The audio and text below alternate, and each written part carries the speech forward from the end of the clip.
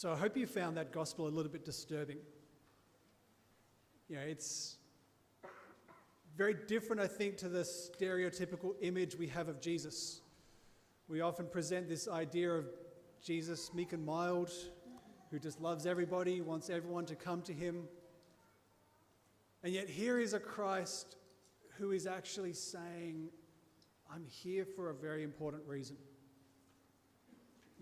This is where Jesus sets his agenda. He's saying, I've come to bring fire to the earth, and how I wish it were blazing already.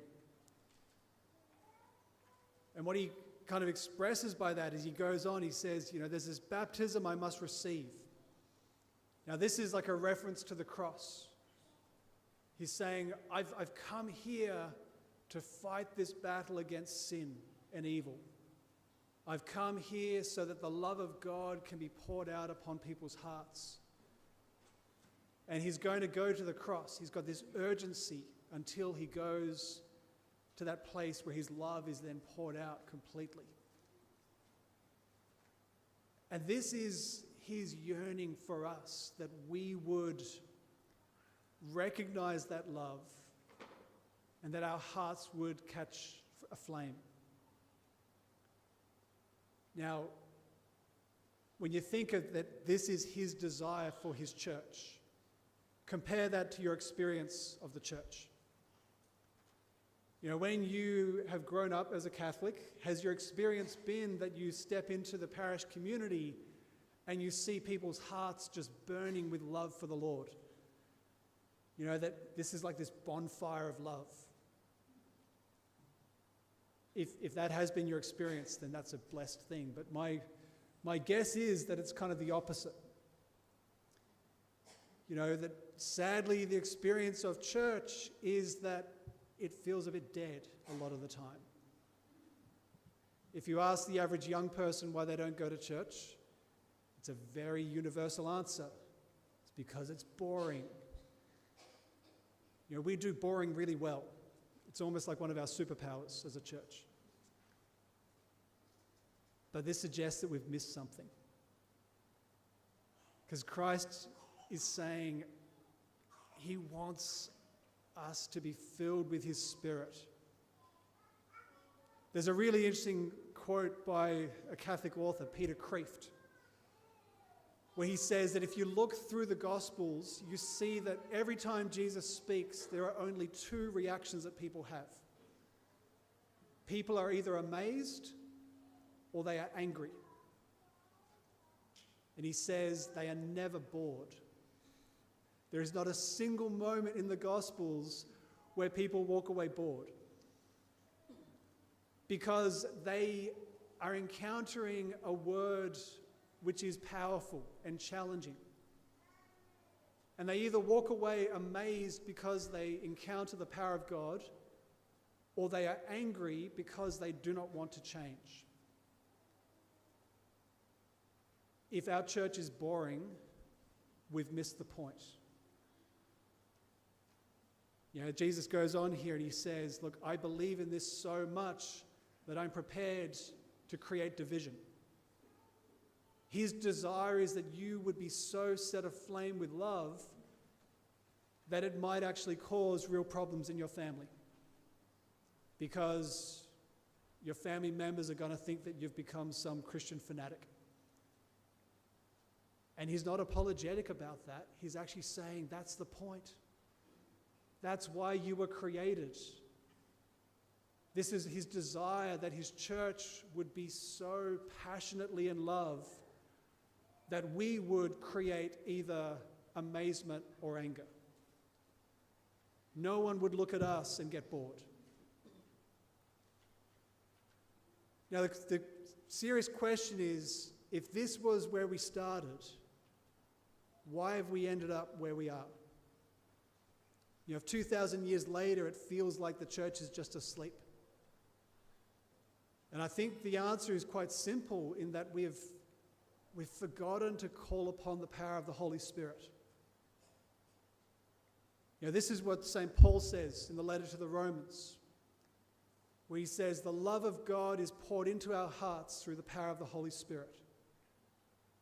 Jesus has given us the Spirit almost as like the ignition, the thing that awakens faith, the thing that takes this dry, almost dead doctrine and turns it into dynamite, something that just explodes within our life.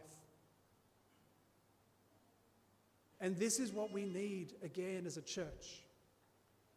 For us to rediscover again that power of his love revealed by the Holy Spirit. But I think maybe the problem really is that we're a bit afraid to ask for that. You know, deep down, we probably don't really want our hearts to be set on fire. We're kind of comfortable as we are. You know, for those who are parents, you've probably spent your whole life trying to make sure that your children stay away from open flames. You know, if there's a fireplace or a candle, you enjoy it from a distance, but you keep a safe distance. Okay, the last thing you want is for them to get too close and get set on fire. Now, sadly, I think as a church, we've had a very similar culture where we've sort of said, look, you can enjoy spirituality, enjoy the nice things about Jesus, but don't get too close because it might radically change you. And so in the same way, we almost have this culture that sets up boundaries so that you don't get set on fire. Don't read the Bible. And if you do it just in a purely intellectual way. Don't make it personal. Don't spend time in silence in prayer. If anything, just fill your prayer with lots of noise and busyness and telling God stuff. Never actually just let him speak his love to you. And definitely don't learn about your faith. Keep your faith at a primary school level. That's all you need to get to heaven. Anything more than that gets dangerous because you might become really passionate about what you believe. Now, that might sound a bit sarcastic, but I think it's actually something in our culture. You know, that the Lord is wanting his church to be this powerhouse, radiating love out into a world that is dying. That our hearts would be so aflame with love that we would become ministers of healing to everyone we meet. And yet, sadly, what we've got is a church where people don't feel like they can even pray publicly. You know, I know this very well because, you know, if there's any time where people have to pray, they say, "Oh, Father, you pray. We don't know how to." You know, we don't know how to pray grace. But this is sad because what Jesus actually says is, you will do greater miracles than I will. If you're living in the power of the Holy Spirit, if your heart has been set aflame with love, you will be Christ in the world. And that means that you will continue his mission. You will be this minister of mercy, reconciling conflicts, praying for people for healing, working miracles in our world. And this is where his desire is that you would have a mature faith which is able to have impact on people. And so I think really where we come to is, well, how do we change this? If this was his desire, how do we bring the church back to this place? Now, I think, you know, you've probably heard us say this a number of times, that our desire is really that this community would be a community filled with the Holy Spirit. And not just for us, but so that we can actually awaken the whole church in the Northern Territory.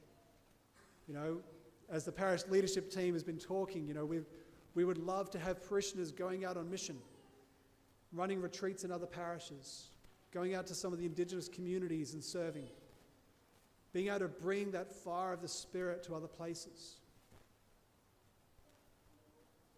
If I can use a bit of an image, last year I had an 8-day silent retreat, and I was staying on a property down in Tasmania, a place that a friend of mine owns. And he was away during the time, but he said, look, there was a whole bunch of trees that were knocked down in a big storm, and the one job he really needed was all the branches to be gathered up into a huge bonfire and burnt. And so I thought, okay, I can do that, easy. And so this one day I decided to start building this huge pile of branches. But the wood was very wet, because obviously this is Tasmania, where it just rains constantly. And so I thought, this should be easy. Just fill it with a bit of cardboard, douse it in petrol, light a match. Surely that'll work. And it kind of did. It sparked up very quickly and then died. And so I tried again. And same thing, sparked up quickly and then died. Now, I did this for a couple of hours until I had almost run out of petrol and run out of matches and run out of hope.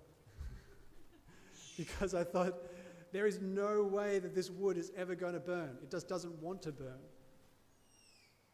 But then I realized I had to change the whole tactic. I had to try and find the driest bits of wood and start with a very small little fire. Instead of trying to do the whole thing in one go, I literally had this fire about this big. And I got that burning until it was nice and hot and there was a good bit of ash. And then very slowly added one twig, one little branch after another, until eventually this fire got hotter and hotter. And then it got to the point where it was so hot that you could put wet branches on and it was drying them out. Until eventually this base of this fire became so hot that I could pick up really large wet logs and throw them on and they would burst into flames instantly. Now that fire became so big that it rained the whole night, and in the morning the coals were still red hot. And that kind of became the image for the rest of my retreat, realizing that this is something of how the church needs to come back to that original vision. We actually need to start small.